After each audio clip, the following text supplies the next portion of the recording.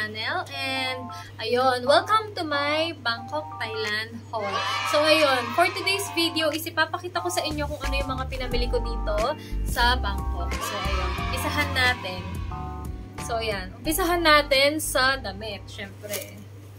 So, ayan, binili ko to guys sa sa Judge Fair.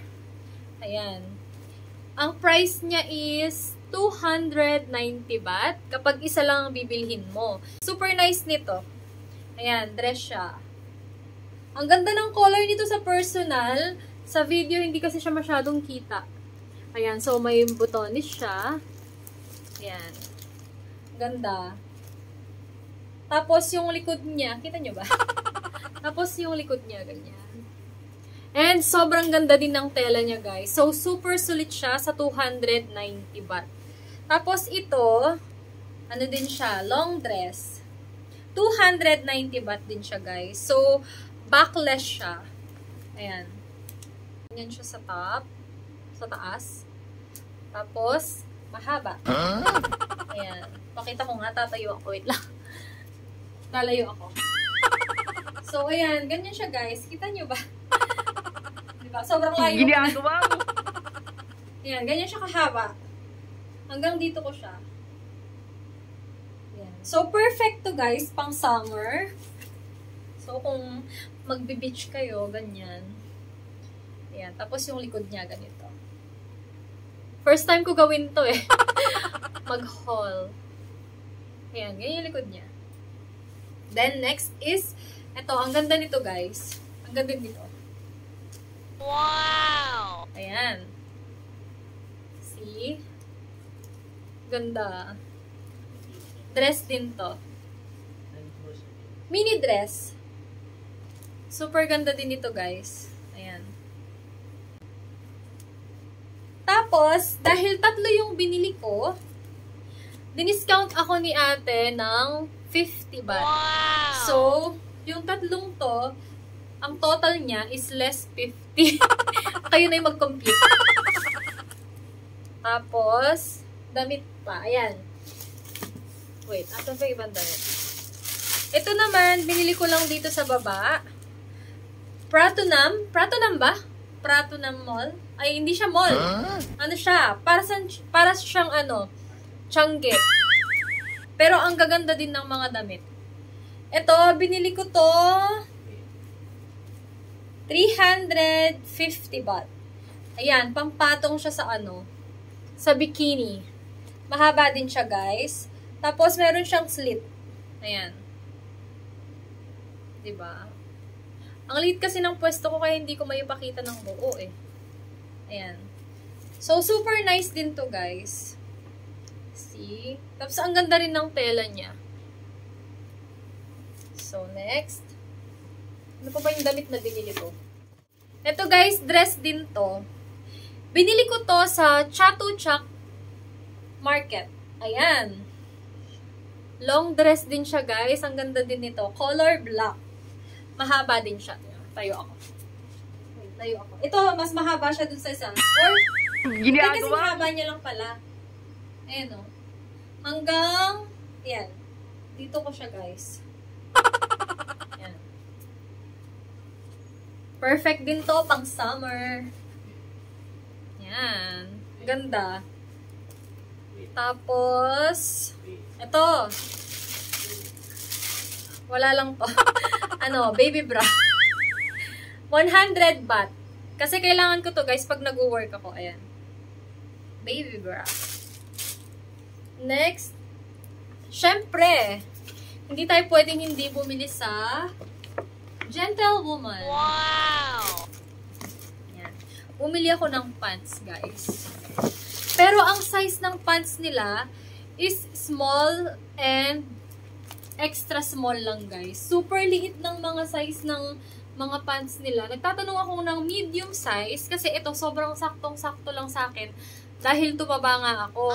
So, alam yung pagkasara ko, yung nahihirapan na akong umupo. So, kailangan, pag sinuot ko to, or bago ko to suotin, mag-diet muna ako.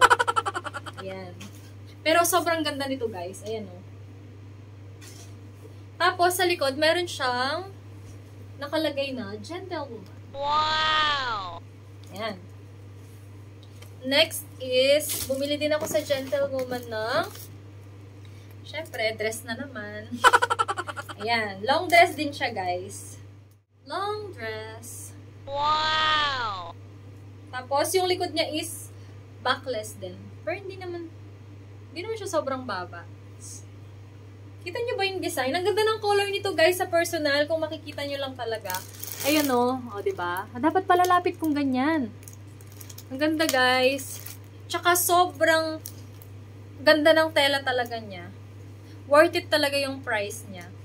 Mas maganda ka, idol. Ay, nagsaside ko. Ay, teka lang. Next is, yan, crop top. Gentlewoman din. Wow! Diba? Ang ganda. Look. Teka, yung tag. Ayan, ganyan yung color niya. Ang ganda ng color niya. Ang cute. Sabi ko, guys, hindi ako mamimili. Pero minsan lang naman kasi tayo mag-travel eh. Tsaka ang tagal ko na rin hindi nakapag-travel simula nung nag-pandemic. So, feeling ko naman, deserve ko naman yan. Tapos, next is, wala naman damit. Wala na. So, since inumpisa na natin yung damit sa Gentlewoman, ipapakita ko rin sa inyo yung binili ko din sa Gentlewoman ulit. Ayan. Sa totoo lang, guys, hindi ko alam yung brand na to. Sinabi lang sa akin ng kapatid ko. Sabi niya, sikat daw to sa Thailand. And, sumikat din siya sa Philippines daw dahil sa TikTok. So, ayun, napatingin din ako. So, nakita ko to, na-typean ko siya, guys. Dapat hindi man ako bibili. Pero, ito, ang ganda niya. So, bumili ako ng sandal. Wow! Ayan. So, sobrang ganda din nito, guys, sa paa. Nung sinukat ko siya, super comfortable siyang isuot. And, super worth it naman yung price niya, guys. Hindi siya ganun kamahal. Ano pa ba? Ito, from Gentlewoman din. Actually, yung kapatid ko, gusto niyang bumili ng mga tote bag. Kaso, wala nang natira, guys. Ganyan na lang yung natira na design. Ayan. Yung style niya, ganyan. Tapos, meron siyang ganyan. Ang patawag dito? Ano tawag dito? Yung magnetic tuba nails? Yun. Basta, yun. Magnetic tuba nails. So, yun yung likod niya. Ay, likod. Yung loob niya, guys. O, diba? Ito. Nakita ko to, guys, kasi super cute niya. Bag. Wow! Nabili ko to sa... Saan kasi to?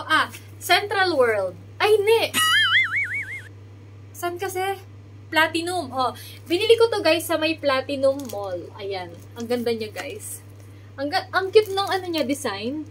Lapit ko pa. Tapos, yung sa loob niya is, ayan. Meron din siyang sling. So, ayan. Yung loob niya. May zipper din siya, guys, dito. Ang gusto ko kasi sa bag is may zipper talaga. Secret pocket. Tinatawanan ako. Tapos, meron pa akong nabiling isang bag. Ito, nabili ko to sa... Ito yung sa Central World. Ayan. Ang tatak niya is Henny Bear. Henny Bear. Ang cute din ng design nito, guys. Tada! Wow! Ayan. So, meron siyang... Ayan. Meron pa siyang pasusi, no? Ay, yung design niya, guys. Diba? Ang ganda. Super nagustuhan ko talaga to, guys, nung nakita ko. Tapos, yung color niya, ang ganda din. Ayan. So, the zipper siya. So, ayan. Zipper. May ano din siya, sling. Ito. Tapos, meron din siyang bulsa. Dito, meron din siyang zipper. Ayan. Kita niyo ba? So, ayan. Ganyan yung mga gusto kong bag. Yung may mga zipper dito. Tapos, ano pa ba? Ito, bumili din pala ako ng inhaler. From Judge Fair din. Actually, kahit hindi sa Judge Fair, kahit saan ka magpuntang market, may makikita kang ganito, guys. So, ito, nabili ko siya. Ito yung 130 baht. Lahat na to. 6 pieces. Tapos, ito, 150 baht. 6 pieces din. Wow!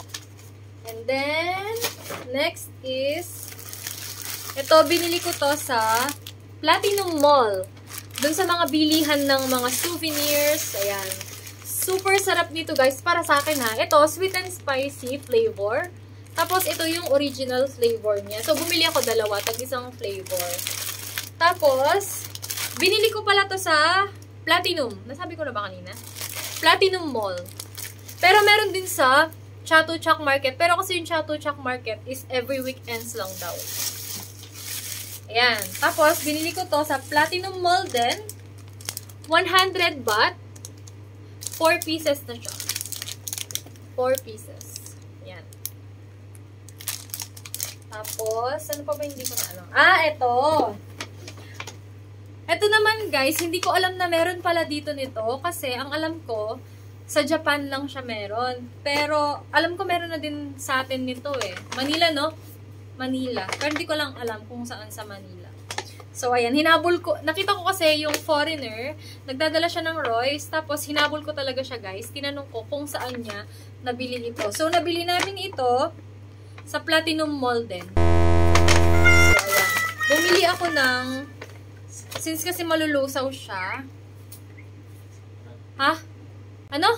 Oo. O yun. Buti na lang may taga-correct ako, no? Ito, binili ko siya sa Central Mall. Ayan. Diba, nakalimutan, sa sobrang dami ng mall, hindi ko na alam yung, nalilito na ako, ay, nalusaw yata. Nakasarado. So, hindi ko na siya bubuksan. So, bumili ako ng chocolate flavor to. Chocolate flavor, tapos ito, is matcha. Ayan. Ano yan? Wag mo na yan. Hindi pwedeng ipakita yan dito. Tapos, ito din ang pinaka-favorite ko. Royce Potato Chip Chocolate. Yung original yung binili ko, guys. Ayan. Mas masarap kasi yung original eh. So, bumili ako ng 4 nito. Actually, wala na ang laman yung isa eh. Nakain na namin. Wala na. Ito, guys, bibili pa sana ako. Kaya lang, ano, baka malusaw kasi siya. Pag uuwi kami ng ano. Kasi, ang flight namin is 10:50 p.m. So, kailangan naming mag-check-in ng mga 5, no? Ay, hindi. Kasi check-out namin ng 11 eh. 11 a.m. So, kung bibilin ko na agad ito, malulusaw lang siya. Tapos, ano pa? Meron pa ba? So, guys, meron pa pala.